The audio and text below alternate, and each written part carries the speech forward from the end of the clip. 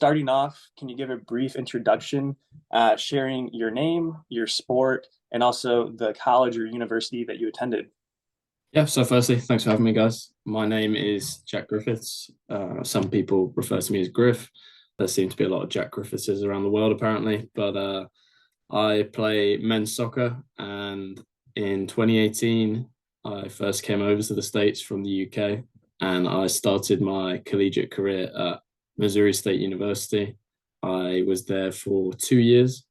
Then I transferred to a D2 program, Drury University, that is in the same city as Missouri State, but is a smaller university and obviously D2, not D1. And then once completing my undergrad and graduating from Drury, I actually transferred up to Missouri Baptist University, that's a NAIA institution in St. Louis. Again, pretty small school, but yeah, played my final semester last fall. So I'm officially a retired collegiate athlete. But yeah, that was my sort of college journey.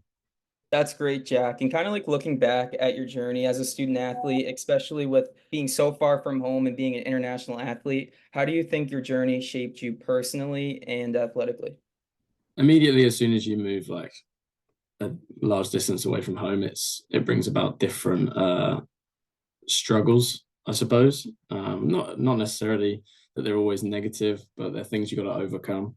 I think at the age when you're making that decision, you don't really understand the magnitude of the decision and how it's going to affect your life going forward. But I was pretty oblivious to where like Missouri was, for example, and I just went, right, this is a Division 1 offer. I'm going to go and take a shot at it. So sort of just committed without knowing. And throughout the time I've been here, there have been, like any career, that it's a roller coaster. So there are peaks and troughs. Within my first 2 years when I was at Missouri State, I actually had quite a tough time in terms of both the athletic side, but then that affects, everything else. That affects you off the field. That affects your personal life and all of that. So I had some tough times, but we got through it, and it was all worth it in the end. Also, when you're in school, right? It's not all about athletics. We might think that kind of going from high school to college, hey, I'm going to a Division 1 school, I'm going to Division 2, whatever it is, and I'm going to be the best soccer player possible. And all I'm worried about right now is athletics. But at the same time, you got to maintain your grades and show up to class and all that good stuff. For you, Jack, how are you able to balance your academics, but also athletics throughout your college career? So for my last 2 years of high school back in the UK, I was actually in a similar setup as to how collegiate sports is, in the fact that I was playing sort of throughout the week I was playing soccer throughout the week for this high school, and we would train each day. And then on top of that, you had your academics. Now, the difference going from my high school to university was that the university academics were a lot harder. So it's a larger workload that you're taking on. But the way that I initially dealt with it is we were assigned study hall hours. So you don't really have a choice, but it's, as much as it was annoying at the time, it's, you look back and you're like, okay, that's probably a smart thing for these freshmen who, that's the last thing they want to do potentially is their academics. It's a good way to sort of start that habit of, getting schoolwork done. So study hall hours were definitely part of it. And then I personally like having a calendar so that I can plan out my future weeks and months. I actually have a massive like 4 month calendar. It's like a whiteboard one. So I just bought that and I pin that up wherever I've been living, and just that helps me get things out onto a board so I can actually, it's not just in my head trying to visualize it, because I'll forget everything if I was relying on just that. So I quite like getting it up on something that I can something that's tangible. So that definitely helps me with scheduling and homework and this and that. But of course there are times when you're enjoying life a bit and you have that last minute assignment that you've got to hand in. But we've made it this far, so I must have been doing something okay. But yeah, I'd say making sure you've got a planner or something like that. My way of doing it was having a calendar and managing to get those things on in that form. But yeah, that's how managed to balance both the sports and the academics. I think with the other aspect of it is that with the scheduling, for example, practice, we'd be instructed to book our classes within a certain time frame. So at Missouri State, we used to train in the afternoon. So it's like all your classes need to be done in the morning. You'll go and have lunch, then you'll come in and train. So you don't really have to worry about that because you're already been told what you've got to do with it. And at other schools, it was sort of the flip. We train in the morning, and they was like, okay, you'll be finished training by 8:30. You can then go to your classes, and the rest is up to you. So in terms of that side of scheduling, that was pretty much done for us. That also just made it easier. It's something less to think about, no matter how much you might not be looking forward to the 8 a.m. college algebra class. It's just, it's already done, so you've got to get on with it. Yeah, Jack, I'm right with you with the scheduling and having a calendar. Like I've gone through times where I don't put something my week's worth of stuff on a calendar, and I start going through the week, and then I'm all over the place. I'm Yeah. panicking. I have no idea what I have going on. And I'm a really big component of I have a digital calendar. I think that's a great idea with like the 4-month whiteboard calendar. I think that's something I'm gonna have to try. Going off of what you just said last, is that more of like basically you kind of got in a routine with like how your soccer schedule was with your classes? And so it was kind of like an easier to get up every morning type of thing, going through the routine. Yeah, I think you just, the habit is built. And like I was touching on, it's not really your choice when you get there. It's like, right, these are the times we're practicing, and these are the times you can schedule your classes. So they're not really negotiable factors.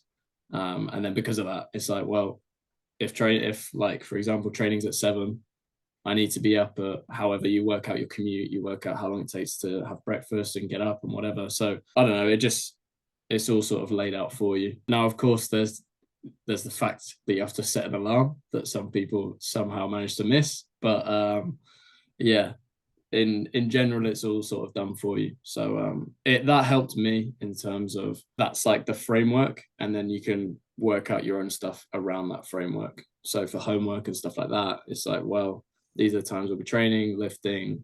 These are the times I'm in class. This is what I've got left in the day. And you can have your personal life and also make sure you do your homework in those hours. So yeah, that's how I went about it. That's probably really good for a lot of athletes, especially those athletes that are like not used to waking up for those really early practices or really early classes. But kind of changing the topic a little bit off of like more of schoolwork in the sport itself. How important do you believe mental health awareness is for everybody, but like specifically student athletes in this case? And like what role has it played in your career? So like over the last couple of years, mental health has, I wouldn't say fully been destigmatized, because there's still the older generation who can't quite wrap their heads around it, some of them. But I think we're heading in the right direction in terms of people being more open about it and speaking about their past issues with it, or not issues, but like what they've had to go through with their mental health and certain situations. And the way that it's spoken about now is certainly different, and it's becoming less of a taboo subject. Like people will just chat about it. And from my experience going through college, when I was at Missouri State, I really wasn't playing a lot for the team, and it was, for me, it was quite I don't know if toxic environment is the right way to put it, because it wasn't necessarily like the teammates. I love the teammates, but there were certain factors that made it a really tough time for me, and I experienced probably the lowest point I'd had from throughout my college soccer career. I was not rostered for my first fall, and then I came back in the spring of 2019 to try and get my spot back. But it became pretty apparent that although it was in my head it was like, right, this is an opportunity, it was quite obvious that it was just sort of a token gesture, and I wasn't actually being given a shot at winning that spot. So soon after that, I decided to actually quit the Missouri State team. And at that point, I wasn't sure whether I was going to continue playing soccer. That is very, like, if you have known me for years, you'd be like, what? Like soccer's your life. Like, I don't know where that's come from. So to even look back now, it's bizarre to think that I was in that headspace. But yeah, that was definitely my lowest point. And then I got fortunate with the coach from Drew University sort of reaching out to me and saying, come down for a session. And it snowballed from there. And I started on with their team and sort of got that love of the game back. And that's when my mental health started, picking back up, and I got out of the doldrums really. But yeah, that's the toughest time for me in terms of athletically, I think, throughout my collegiate career for sure. I want to kind of piggyback off of what you had just mentioned and talk a little bit more about the support system that either you may have had or, maybe even a lack of. But was there any support, whether it was from the school, the coaches, your teammates, or even family, that was there to help you out during that transition period? Yeah, so throughout that sort of process, my main support system was my family. That I think maybe not for everyone, but for a lot of people, that will be that first sort of pillar that they lean upon. But obviously, being halfway across the world, it's hard to consistently speak about those things. So I actually my teammate and now very good friend, we were roommates, and we're in basically the same boat in terms of our situation. So we had a lot of venting sessions to each other in our dorm room that certainly got us through it. I don't think if we didn't have each other, I'm not sure either one of us would have got through that time without maybe, going a different path and completely quitting soccer or leaving the university, going home. So family, friends, and then at that point I had met my current girlfriend. We've been together for like 5.5 years now. So she helped me a lot in that time as well. I think that's sometimes a bit of a different angle when you have someone who's not necessarily within that network, like that bubble that you've been inside. So my teammate is obviously in the same situation. So you're getting a similar angle or a viewpoint. And family is slightly different because they're not there in person, but they're still involved in your journey. But when you have somebody who's not really been involved until more recently, they have almost a fresh perspective on it. So yeah, she definitely helped me out a lot. But in terms of school support, coaches, no, didn't have any support. Really, I think potentially some of the graduate assistants would be more likely to support you in those times, just because they're closer to your age and closer to, they've just come like out of their college experience, so maybe resonate with it a bit more. But in terms of the head coaches and stuff, didn't really have anything there. And then I don't think there was any mental health support that I can think of or that I was aware of when I was going through that time. Not that I was necessarily actively looking for it, but even like thinking back now and not being able to like register whether there was any is probably a sign that isn't good. Speaking about the lack of resources, that is one of our biggest things that we've realized and something we're really passionate and trying to get across a lot more universities. I think now in this like day and age, it's more being prioritized, like you were saying earlier, slowly getting more destigmatized about speaking out about your mental health and like trying to go and find that help. So hopefully going forward, these universities will continue to use these resources or provide these resources to their student athletes. And hopefully in turn, it helps them perform better on the field as well as even in the classroom. But kind of like switching it up a little bit from that topic in the support system, like looking back at your career as like a collegiate athlete, how would you say you define success going into your first year as a freshman? And then as you wrapped your career up, like has that definition of success changed over time? Yeah, it's certainly changed. I think when I was first going as a freshman, the view was to potentially go pro is what everybody aims for. And I think that's not necessarily 100% of people that go into collegiate sports, but that there's a large selection of people that go in and that's their end goal is to try and go pro. Whether that's a bit outlandish, that in my situation was potentially, or whether that's totally realistic and players do succeed in going through that. But when I first got out to the States, I think, you're young, you've got friends who see you as like, oh, okay, you're the kid that's gone to play football or soccer in America. So that's almost it's not your personality, but that's how people see you. So you sort of align yourself with that, and so you think, right, I need to make it pro, and that defines success at that point. But as I've gone through my time here in the States, I've realized that that's not necessarily success for me, and it's more so what I can do with the experience and the knowledge that I've gained from going through the system. So for me, I have a YouTube channel that I've been documenting my journey throughout the time I've been in America. So I had some success with that as I was going through my time at Drury.